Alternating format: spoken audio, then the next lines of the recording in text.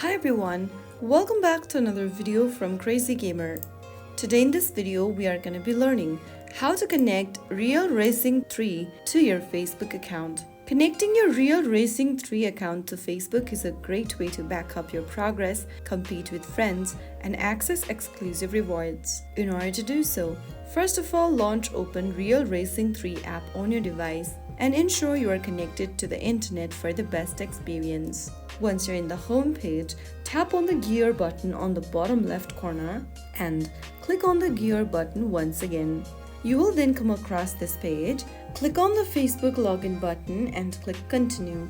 Now click continue once again to end up in facebook.com website, from where you need to enter your Facebook account's credential. And once you have the correct credential, you will then be able to log in and continue the prompts, and after you do that, you will be able to connect Real Racing 3 with your Facebook account. So that's how it's super easily done. If you found the video helpful, don't forget to like, share, and subscribe to the channel.